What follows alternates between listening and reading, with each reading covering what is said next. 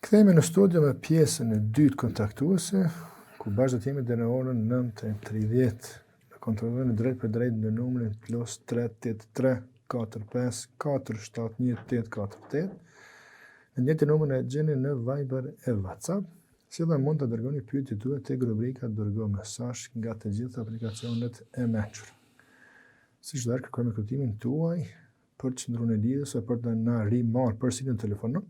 Nëse kemi hoxha duke dhënë shpjegime për pyetjen paraprak, kërkojmë për durim me kuptim, dhe të qëndrojmë një linjë ose telefonat përsëri.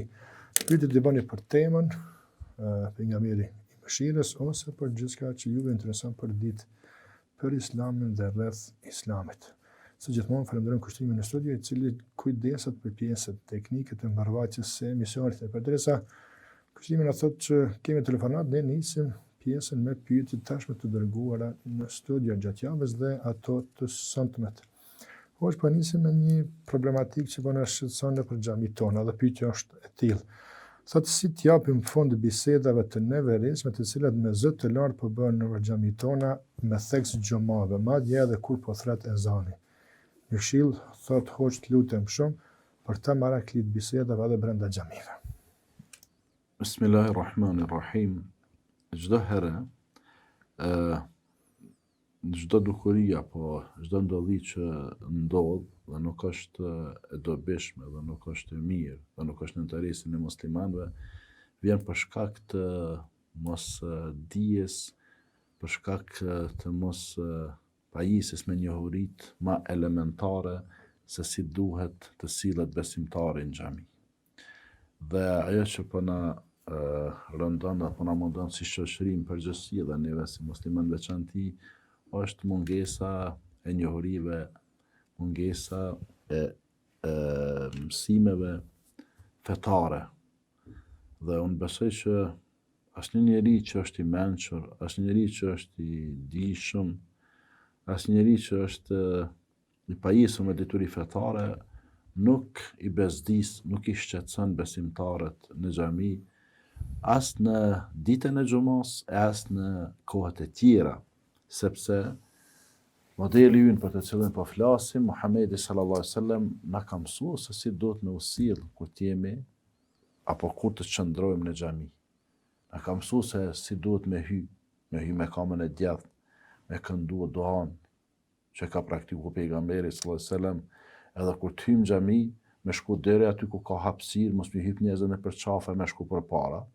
Edhe çka, kur të hyjmë aty, ku gjejna një vend të lirë, aty pozicionohemi, i falim 2 rekate tahiyatul masjid. Se çdo sende ka përshëndetjen e vet, ndërsa përshëndetja e xhamisë janë 2 rekate. Dhe pas të i falim ato, kemi disa mundësi tjera për të përfituar nga qëndrimi në xhami. Ose bëjmë dua lutje, ose bëjmë dhikr e përmendim Allahun, ose i kërkojmë falë Allahut te bareke ve taala, ose nxjerrim Kur'an, lexojmë Kur'an. Tash e ki let, e ki edhe këtu në telefon, këtë aplikacionet janë, edhe lexon. Dhe ky që hyn kështu në xhami, edhe shfrytëzon këtë mënyrë xhamin, këtë kohën prej momentit që ka hyrë në xhami me kamën e djathtë, e derisa del prej xhamisë me kamën e majt, gjatë gjithë kohës, një melek lutet për ta, edhe bën dua, thot Allahumma arhamhu, Allahumma arhamhu, Allahumma arhamhu. Në vazhdimsi, o Allah mëshiroje, o Allah mëshiroje, o Allah mëshiroje. Meleku tjetër thot Allahumma ighfir lahu, Allahumma ighfir lahu, Allahumma ighfir, o Allah fale, o Allah fale, o Allah fale. Sa që ka thonë pejgamberi sallallahu alajhi wasallam, ky është në këtë gjendje deri kur, derisa t'ja nis me bisedu me të tjerë. Derisa t'ja nis të me thonë me fol për gjanat kota, gjanat parancishme. Kë numërohet sikur me qenë namaz, shpërblimet në vazhdimsi i vinë. A ka ma mirë? Ullën një, të bo dhekër. Ullën një duke meditua, ullën një duke kërku falit Zotit, ullën një duke bo da, ullën një duke lexu Kur'an. Ti vesh për rënë, për lutën anjë, për lutën me lajket për ty, lutet e ty në Allah nuk i këthen. Momentin që fillon me bashkëbiseduar temat kota, që i bisedojnë disa nga besimtarët, jo vigjilent, jo koshient, atëherë del prej lutjeve të melekëve. Andaj duhet me hynë këtë mënyrë, me prit derisa të fillon ezani. Kur të fillon ezani, prap, a do të më bisedu? Jo, more, mos u dëgja fare që i në xhami. Po çka më bëni, po thirret ezani. Thuaj çysh thot muedhini. Saj muedhin, apo që i themi në gjuhën popullore, muezzin, ai muezzin për thirrë ezanin për me lajmëruar njerëzit se ka hyrë koha e namazit.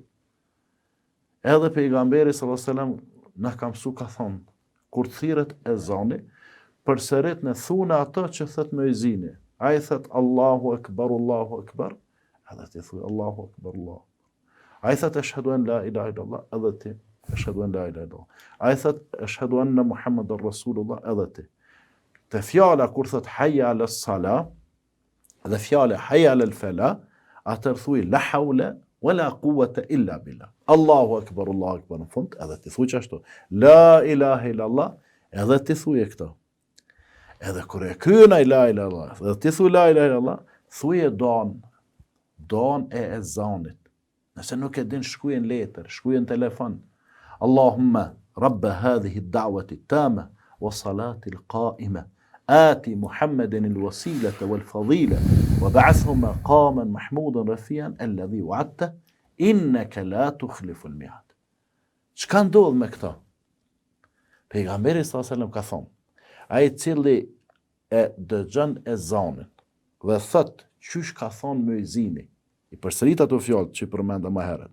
Dhe në fund e këndon don Allahumma rabba hadhihi ad-da'wati at-tamma. Çka ndodh? Ka thonë halet shafaati yawm al-qiyamah. Ai e ka ndërmjetësimin tim ditën e gjykimit. Po ty mëre po dohet me ndërmjetësu çto për me kryer një shkolla, për me hin punë, për me u punësu, po do dikush me ndërmjetësu. Para mendoje me ndërmjetësu pejgamberi sallallahu alajhi wasallam tek Allahu për ty që me të fut Allahu në xhenet. Ti mënesh me qenë edhe gabimtar, mënesh me qenë xhenafshar, mënesh me qenë edhe me gjëra të mëdha. Po e ke dash këtë pejgamber, e ke pasu sunetin e tina. Qa ka thonë pejgamberi sallallahu alajhi wasallam? Da'wati, lutja ime, është edhe për ata të cilët kanë bërë gjëra të mëdha, më lut për ta në ditën e gjykimit, me ndërmjetësu për ta ditën e gjykimit. Shefati, lutja pejgamberit është edhe për ata. Andaj kjo është metodologjia e sjelljes.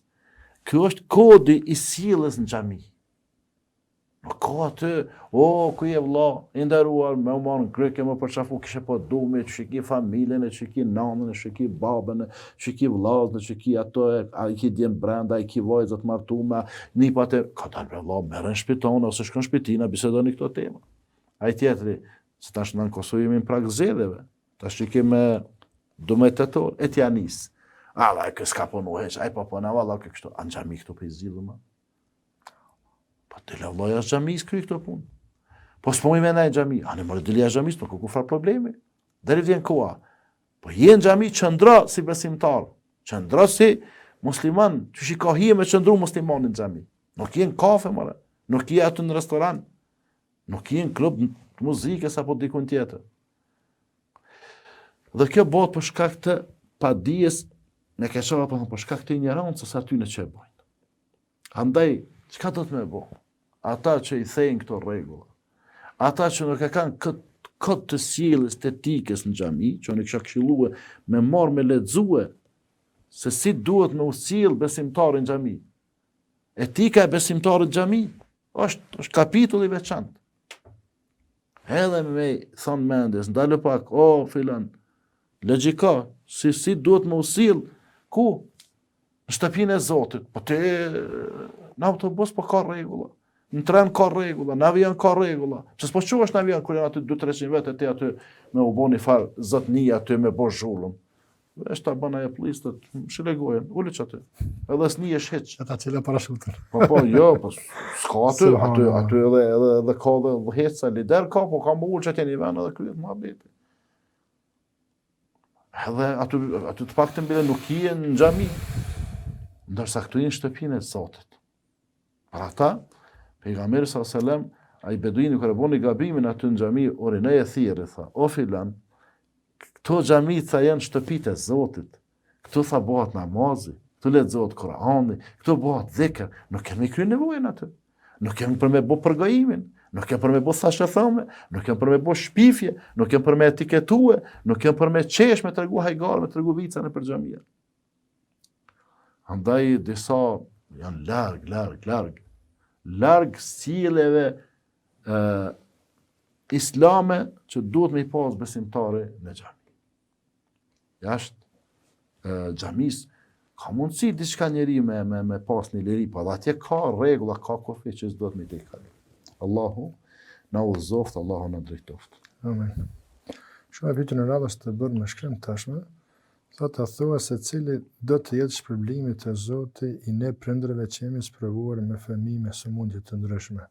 S'jam as pak pishman për asgjë, këtë drejtim nga pak po lexoj apo dëgjoj, por derisa të di edhe nga hoxha në fjalë e të dëgjoj për ti për shpërblimet e mundshme për ne prindrit. Po, çka do që ndodh, në këtë rast edhe kur Zoti dikon e sprovon me fëmijë të hendikepuar, që po i quhet tash me nevoja të veçanta, do të më thonë qadarullah wa ma sha faal. Ky është caktimi i Zotit, caktimi i Allahut, kjo është përzgjedhja e Allahut dhe ka bërë ato që ka dashur Allahu. Fillimisht do të kuptuar qartë se Allahu nuk cakton tjetër vetëm se ato që është mirë për besimtarët. Edhe tek fëmijët, Allahu nuk cakton tjetër vetëm se ato që është më e mira për fëmijën që ka përzgjedhur Allahu me ato aftësitë e kufizuara dhe për prindrit. Nuk janë njëjtë sikur ata prind që kujdesen për fëmijët që s'kan nevoja të veçanta, që janë të hendikepuar, sikur ata të cilët kujdesen për një fëmijë që ka nevoja të veçanta, që ka nevoja ma të mëdha, kërkesa ma të veçanta se sa fëmijët e tjerë. Andaj, fillimisht e para, duhet me mbështet tek Zoti dhe me mendu mirë për Zotin. Jo me mendu kesh me thonë pse Zot na sprovu. Po të ka sprovu për të mirën tënde. Për ata Allahu asnjë breng, asnjë mërzi, asnjë hall, asnjë shqetësim nuk ja çon besimtarit, vetëm se çka ta testoj sabrin e tina. Të testoj sjelljet e tij. Të teston reagimin e tij. Të teston bindjen e tij. Të teston besimin çfarë ka tek Zoti. Na si besimtar, çka do që të na ndodh? Runa Zotë, këta antarët e familjes me na ose me vdek, na do të me ditë që Zoti nuk e ka bua ato për diçka tjetër, vetëm se është mirë për neve, mirë edhe për ata. Edhe një fëmijë me pas me ta marrë Zoti, do të me ditë që është mirë. Sepse ti nuk ja dën atij fëmijët ma shumë të mirën se sa Zoti. Ti nuk kujdesesh për atë fëmijë ma shumë se sa kujdeset Zoti. Ti s'ke përgatit një vend për atë fëmijë siç e ka përgatit Zoti. Andaj do të me qenë bindun që Allahu te bareke ve taala e bën këtë nga urtësia e tij.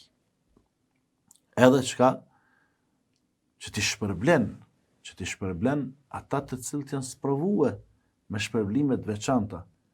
Saqë ka ardhur në hadithet e pejgamberit sallallahu alajhi wasallam që e tregon qartë pejgamberi alayhi wasallam duke thënë: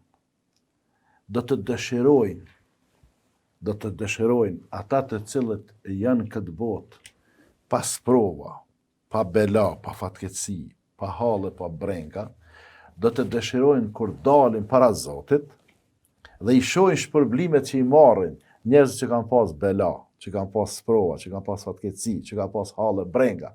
Këta që janë konë çdosh, që s'kan pas këto, do të dëshirojnë të kthehen këtë botë dhe i thojnë Zotit: o Zot, me gërshon prej në alkurën krejt. Sprovohemi veç për mi marrë shpërblimet atyne. A mua të hervonë është. Pra, këta që janë në këtë botë shëndosh, këta që nuk kanë bela, sprovat më dhaja, kur ti shohin shpërblimet e atyne sprovunve, o Zot, ti shumë këthyn atë botë e me na e prej lkurën, me na e prej trupin me gërshon kapak, për me marrë kënë shpërblimet e ti. Kështu që do të me pas mendim të mirë në Zotin, se Zotin nuk cakton diçka tjetër, vetëm ajo që është e mirë për besimtarin musliman. E cila është ajo? Prit e ti. Veç prit e shpërblimin, se ka me të ardhur edhe në këtë botë, edhe në botën tjetër. Amen. Kemi pak të çështjet familjare.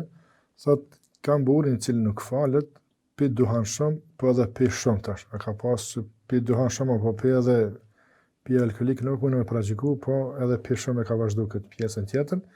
Edhe nga njerë thot, më vërtet shumë për të normale, sa më bën nervoz edhe nuk i bindem në disa çështje ose kërkesat të tij. Sa po bëj gjëna që po sillim kështu me këtë burr. Për ato që ka kaluar nuk mund të flasim, por po japum këshill këtyne motrave që janë të pamartume edhe këtyne vëllezër që janë të pamartuar. Kërkush martesën nuk ta imponon. Të na shkojnë me zar, mund me shku me zar. Amo dashnia. S'mundesh të më jashti me zemrën dashni me zar. S'mundesh me jashti dashnin në zemër dikujt me zar asnjëherë. Ai mundet më shtirë që po të dënë, ashtu ti e kërcënare ku ta dione, po dashuria është në zemër. Këta të cilët e bujnë për zgjedhjen, do të me po për zgjedhjen me dashuri, do të me po për zgjedhjen me botësi, me po për zgjedhjen me mirësi, me mençuri, do të me këshyrë këmpe merë bashkëshort ose bashkëshorte, që do të thotë bashk me jetu deri në vdekje. Nuk ka kënë rrugtim Prishtinë, Tiranë, apo Prishtinë, Shkup, apo Podgoricë, apo Gjetiv. Edhe deri atje me shku ka gja largë, është me pas kujdes me kanë jenë kërë atë. Me kanë për vazhdon rrugtimin. Me qenë se nuk t'imponohet, edhe me qenë se dashnia nuk futet me zërë në zemër, atëre shiko kujt për ja hapë zemrën. Po flas për këta që janë të pa fejuar edhe të pa martuar. Po tash aja ka kalu ki kapitu, tash jam martue. Tash, nëse ke gjetë ato që dëshiron, ka begatu Allahu. Nëse se ke gjetë ato që dëshiron, atëherë për i bardë pasojët e përzgjedhjes. Se shumë kushtet që shma qiti Zotë këtë grua. Po qashtu e ke meritute? Që shma qiti Zotë këtë burë? Po qashtu e ke meritute? Pse kur e ke përzgjedh, mos i ke qiti disa pika. Po çka? A ka përzgjedhja e vajzave sot mas shumë t'i bëhet për bukuria? Jo, për pasuri. A përzgjedhja e djemve mas shumë t'i për çka? Për bukuri. Pra vajzës të shë një njerit pasën, një njeri autoritativ, një njerit famshëm, me një herë pranën. Po ku feja tina? Ku devotshmëria tina? Ku sinceriteti tina? Ku namazi tina? Ku zekati? Ku agjerimi? Ku haxhi? Këto si pyet hiç. A dhe me lezu Kur'an se pyet hiç? A i din halalën e haramën se pyet hiç? A i din shtyllat e fesë islame nuk e pyet hiç? E pastaj çka u sprovova? Po sprovova se çashtu ke meritu ti vetë e ke sprovova. Nëse gjen mirë falendero Allahun, nëse gjen keq, mos e akuzo Zotin, pa akuzoje veten për përzgjedhjen një të mirë që ke po. Andaj pra, e këshilloj këto vajzat e reja me pas kujdes, mos me shiku veç pasurin, po mas pari me shiku fen, familjen, tani me shiku këto tjirat. Edhe djemt, ri këshilloj, jo veç pamjen, si peshen rrug, një të 10, mashallah. Flok kështu, pa e gjysen e flok e i ka të gjeta. Kësë interesani, veç të qëfar flok deri në fund të shpinës i kesh. Qëfar hune, po hunën e ka në ashtat plastike, se ka ndreq hune. Kristianizmu që mund të shpija. Po, ose molzat, ose buzët, ose veshët, ose këto, ose ato. Ka dale, se sot na meshku jemë, po edhe na me i hik mjek atë, mund gjërose, mo batë si femën. Po nuk ka kriteri parë që të me shikue bukurinë e saj, se ajo është kalimtare. Ajo kalimtare kalën, e kanë të me shiku devotshmërinë e saj, të me shikue kanë modestinë e saj, sinceritetin e saj, pra në përgjithësi me shiku fenë e saj. Andaj kush është sprovue me një burr që nuk e ka paramendue, nuk e ka parashikue, mos ta akuzon kërkon ose mos ta mallkon kërkon përveç vetes së vet. Edhe ai burr që se ka bu përzgjedhjen çysh do të gruas, edhe tash ju ka bu gruaja si komandant, edhe i kërkon raport natën edhe ditën, mos ta akuzon askën përveç vetes së vet. Se ai ka dashme për zezë, ashtu vetëm pamje të jashtme. Me rëndësi është pamje e brendshme. Ajo që është në zemër është me rëndësi. Këtë motër edhe të tjerat që kanë probleme me burra, i këshilloj me bo dorim, me bo sabër, me mbështet tek Allahu te bareke ve taala dhe më ju bind burrit në çdo gjë përveç haram. Nëse thot burri shërbem alkool, apo runa zot drog, apo shërbem mishdere, apo shërbem duhana, këto çka janë gjunat mos i shërbe. Tjerat po. Gjithçka që është halal shërbej edhe mundohu me nxirr ata prej asaj errësire që ka ra, e me qit drica, si të pin duhan, si të pin alkool, si të pin ato tjera, ata i veç është duke u fundos. Andaj nxirre prej kujt, prej errësires që të ndrit. Edhe dora, derisa nuk i te i kalon kufit, në momentin që te i kalon kufit, atëherë do të me marrë hapat konkret, që është informimi familjes së ti, edhe informimi familjes tënde.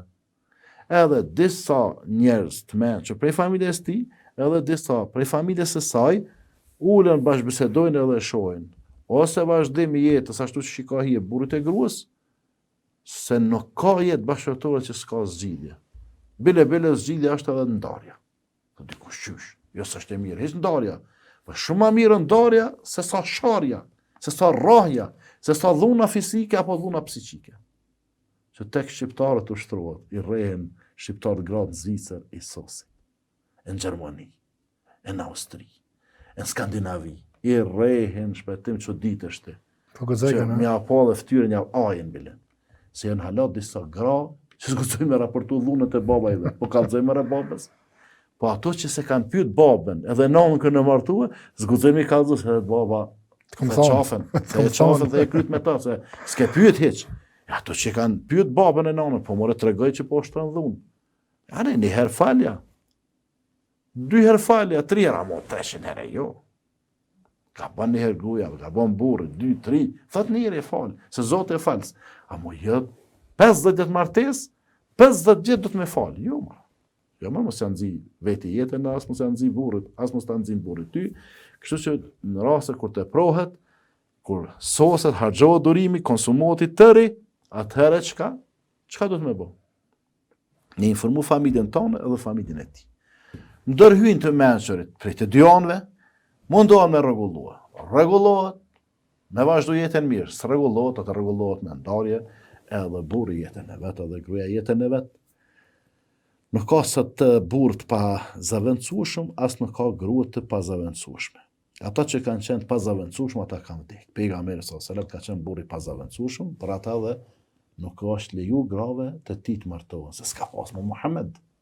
Edhe nuk është lejue, se ato kanë qenë gratë më të kompletuara, nënat e besimtarë, gratë e pejgamberit sallallahu alajhi wasallam, e nuk është leju mu martu me to, sepse s'ka pas mo Muhammed për to. Edhe s'ka pas burra tani për to. E mas atyne, do të thonë mas vdekjes nënat besimtarë, mas vdekjes pejgamberit sallallahu alajhi wasallam, çdo njëri që ka ardhur më vonë, ka qenë i zaventësueshëm. Allahu. Përshëndet për zemërshtesën e patjetër, më përshëndet hoxhën Senadi Zvicër. Allah shpërbleft për punën. Allah shpërbleft edhe vëllai Senadi. Vazhdojmë me pyetjet e radhës, nuk kemi telefonatën në thotë kushtrimi ende. Thot me këmbguljet nonës jetojmë bashkë, thot edhe asoj nuk i mungon kur gjë. Elhamdulillah, thot kujdesem shumë për ta, por me këmbguljet saj ajo më jep edhe pensionin saj me menaxhu. Unë e marr thot me apo çefin, po në kuptimin nuk i them jo se nuk duaj mund dje kështu apo bëj gjëra që pa marr parë për me jep ajo. Pyet dikush këtë. Po nëse nëna ka mgull më marr, edhe i bëhet shefi më marr merja. Se do djem nuk kanë nevojë për ndihmën e nënës së babës. Nëna e baba sonë vet babë se nënës. Gati thotë vet nëna vet babë. Unë jam vet babë edhe djemtë e mi kanë kërkesat më të mëdha se të mijat. Garderoba, kerret, parfumet i kanë më shtrejta. Po tash, nëse unë s'mundem ja plotësu aty në krejt. Për shembull, më ja blen një setër për shembull 200 euro, më ja blen një setër 50 euro. Po s'pe marr, po merre bëma shefin bile thuj, baba më kënaq, Allah të kënaq, sa mirë po më rrin. Më se pas ke qellu. Po, edhe na ka raste dikush ta bën një parfum që atë nuk i vjen fërtera heq, po të thë, mashallah, zotit që për left, hajt, përdore një hera, dy, mos ja prish njerit qefin. Edhe ti, vlla apo motër ku shije, që ke bo pyetje, nona po daje pensionin, ti tregoj, oj nona ime dash, oj zemra jam, valla nuk kam nevojë. Ja ki me marr, bleje fëmijëve diçka merre. Dhe blej 20 euro, fëmijëve diçka thuj çe, i ku mushti kesës, po e keni pej gjyshës e semi, qështu, mos ja prish qefin nonës e babës. Ama nëse ajo e din që ti nuk ki nevojë, edhe i tregon ti, ajo tërhiket, atëherë ktheja pensionin se ajo që e kanë si ngushëllim për i shtetit, ku do që janë në përbot, në fund tjetës e kanë qitë penzion. Edhe që ato mja u marrë, thane, së është në regullë heq. Mirë po, disa i kanë pensionet e mira, sidomos këta që i kanë pensionet e Zvicrës, edhe jetojnë në Kosovë, shambull, me të arty 1.000 franga në mujtë pension në Kosovë, ka gja mirë është. Sidomos kur je plak edhe plak që nuk i shumë harxime. Për kuptoj që i kanë harxime, ama jo shambull si kur të rritë, që e kalojnë jetën në lukse, ata nuk i kanë ashtu. Edhe dhe me adhon djallit apo vajzës një pjesë pensionit, nëse kanë nevojë marrën, nëse s'kanë nevojë se marrën, po prap nëse s'ka nevojë dhe nona insiston merren, nuk është problem. Leje që aty, ose shpërndajnë sadaka për nevojtarët, për kategoritë sociale që. Kemi telefonat dhe me dje Rezia. Alo, nëse kemi linjë. Alo, nëne. Alo, selam aleikum. Aleikum selam. Aleikum selam. Tu lajmëron vllon ka ndryshin nga mushtria për ndryshe nga ulmi i Gjermanisë. Po, vlla ka të shpërndoni. Ju përshëndes.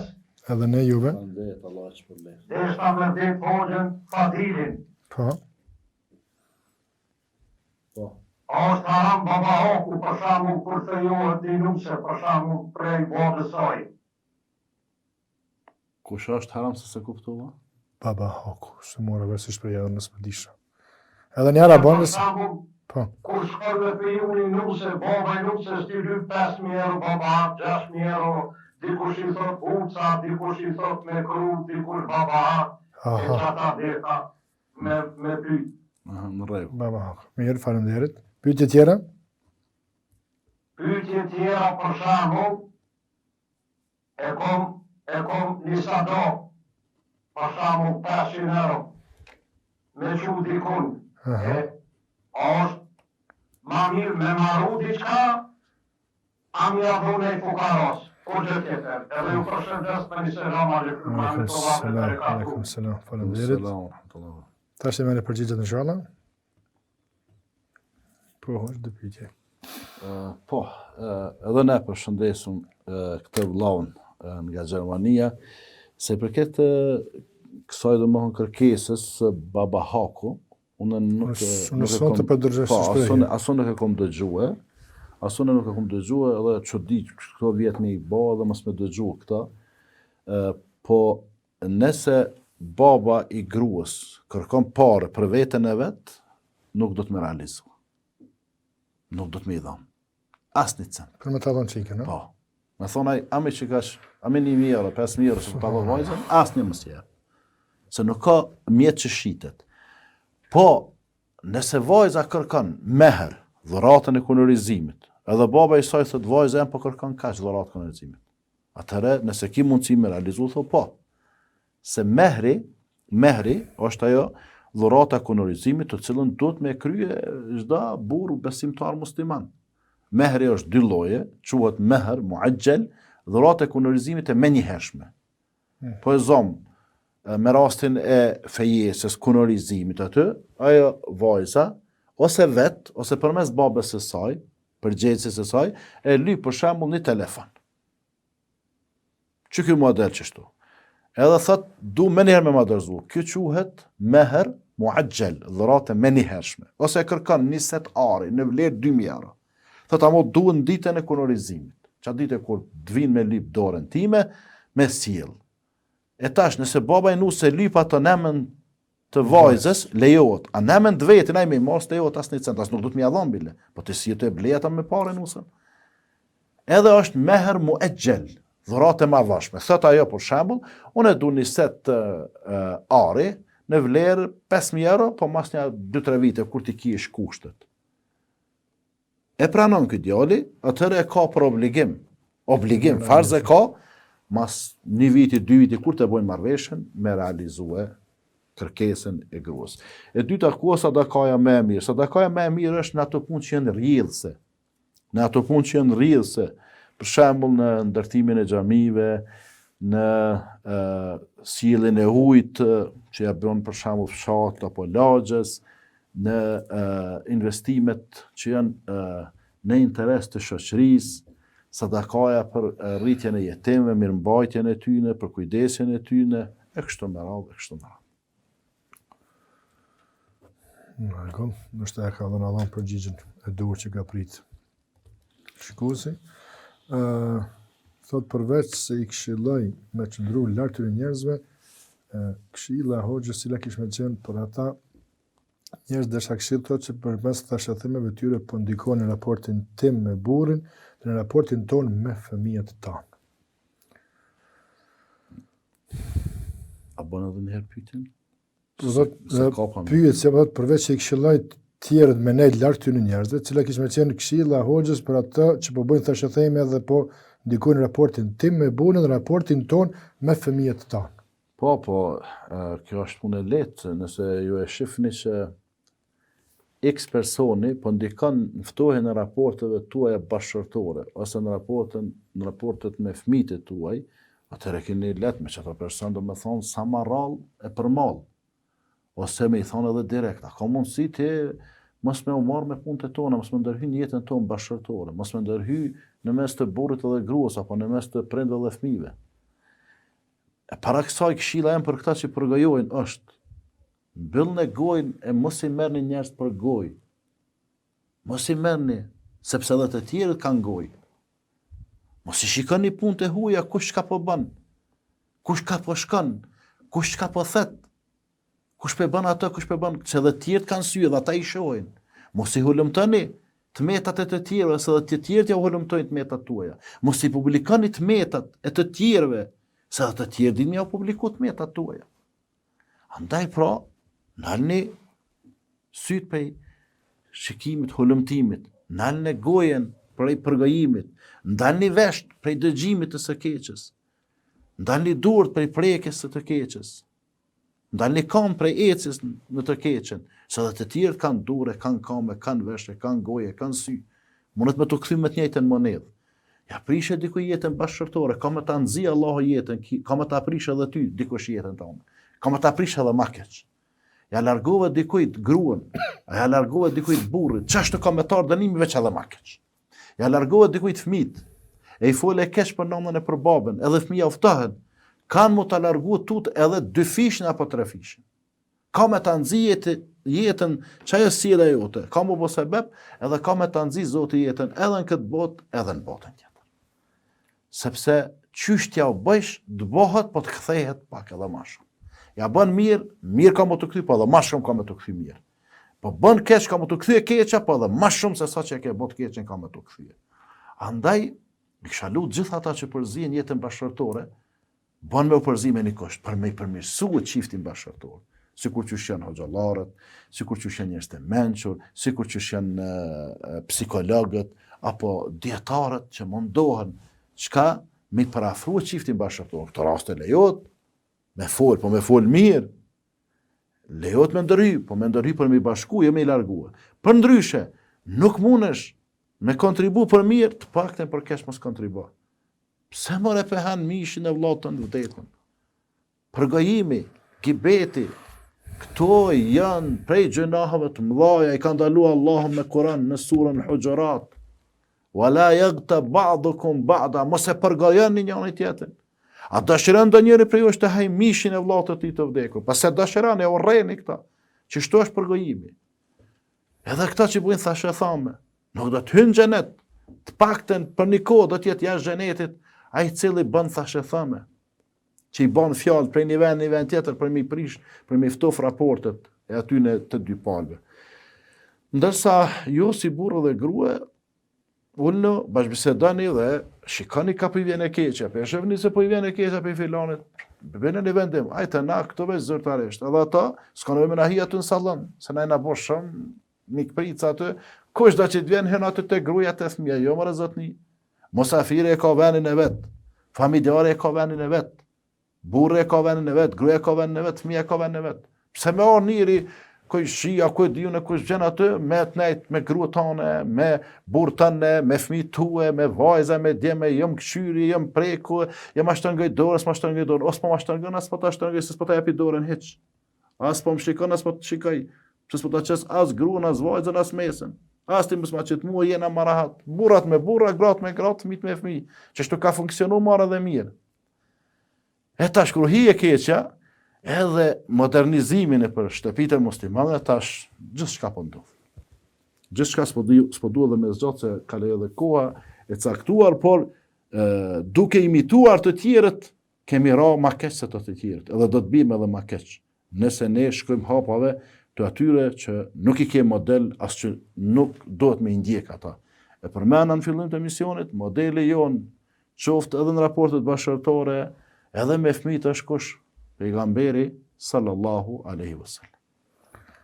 Hoxha, me lenë të edhe një pyetje që bëhet 3 herë radha zë nëse ban, është një motër muslimane thotë që mos provu qatë shumë kohëve të fundit, sa këto 3 ditë të fundit jam në një depresion të rëndë, si dal nga kjo situatë, Allah shpëleft, edhe me kaq pa përfundojmë. Po, me këtë po e përfundojmë. Se për këtë depresionit apo shqetësimit, hallet që ka kjo mota, një sen duhet me kuptuar. E para, me pas husnul dhann billah, me pas mendim të mirë për Allah. Po nuk lën Allah me vujt e motër. Nuk lën Allah me vujt pa një qëllim. Ose është duke të kthye që kjo sprova, që sa ditë, është duke të kthye tek Zoti, ose ti nëse je kthyer tek Zoti, Zoti po të pastron prej gjunaheve. Që tash kur të pajsh veten mas një audite, je çka e pastër pa asnjë gjuna. Dhe dije se nuk ka stres, nuk ka depresion, nuk ka spro, nuk ka hall, nuk ka breng, nuk ka mërzi që s'kalon. Nuk ka ndonjë prej këtyne që është e përjetshme. Këto janë kalimtare, sikur provimet kur ishin fakultet. Provime, semestri parë, semestri dytë, semestri tjetër, semestri 7, semestri 8, dikura përfundojnë. A mo tash, mas provimeve, tash kënaqesh pse e ke mësuar arabishten, e din Kur'anin, e kupton fjalën e Allahut, e kupton fjalën e pejgamberit sallallahu alajhi wasallam, je ngrit, tash ka dhënë Zoti shumë të mirë, ama në herë o dashnya 80 herë, 100 herë mu testu ato provime, veç me hi edhe me dal, me net aty ka 2-3 orë, me fletore, edhe veç vetën, koqa s'prove madhe. Që ta kujton kanë herë ditën e gjykimit që bëha kje dhe s'ki me ditë më përgjegjë, që të merët goja. Se këmë për meke, po kanë herë i din, po të pështilën të sende. Kështu që mos shqetësot kjo motra dhe të tjera, se krejt këto janë kalimtare. Është për më shqetësu në qoftë se s'është mirë në raport me Zotin. E tash është mesazhi, goditja. Ktheho tek Zoti. Se nashta krejt ta kthejnë shpinën, Zoti thot, o robim, atë kanë lënë krejt, po hajde të unë. Nashta kërkush t'jep, të unë me dekuni, Zoti thot, hajde të anë, sa dhaune, sa dush, kom bëllën. Nështë i kanë që durët mjek të familja, se s'mu pe i kancerit, po vdet, Zotet, jo, ne u shërusi, jo ata. Më shtetët e one. Pra, vetëm, këtheu tek Zoti. Të rakit nderën e tina, a i nuk ka një ko me thonë, jam duke pushuar, pauza para ditës, pas ditës, jam duke u kotor, jam duke fjetur. A i të njetën e ka derën qelë dhe i pret. Ata që kanë kërkesa nevoja, të drejtohen, ata që janë të smur, të shëran, ata që janë të varfër, të pasuran, ata që janë të paditur, të jep dije, ata që janë të devijuar apo të humbur, të udhëzon. Vetëm se duhet çka me trokit. Dhe Zoti është afër lutjes, kur lutësi e lutë dhe i përgjigjet lutjes së tij. Amen. Allah shpëleft hoq. Allah shpëleft edhe juve dhe të gjithë ata që ishin me ne deri në këto momente, deri këto në çaste. Allah i shpërbleft me të mirat e tij të dunjas edhe të ahiretit, dhe të gjithë dhe neve besimtarë musliman, Allah na bëf prej banorëve të xhenetit. Deri në takimin e radhës, qofshin në mëshirën, në mirësitë, begatitë e Allahut, dhe Allahu ju ruajt, Allahu ju dasht dhe të mirat e tij të kësaj bote dhe botës tjetër. Allahu adhasht. Assalamu alaikum wa rahmatullahi wa barakatuh. Aleikum salam. S'ma bëhet gjë tjetër veç themi amin. Lutjes së Hoxhës dhe ne dash Zotit që të kemi ymër edhe sot ne u takohemi po në këtë studio, po të dielën dhe po në orën 20. Qëndroni me ne kthehemi dhe shihemi vetëm sot një javë drejt për drejt. Assalamu alaikum dhe mirëmbëjtje.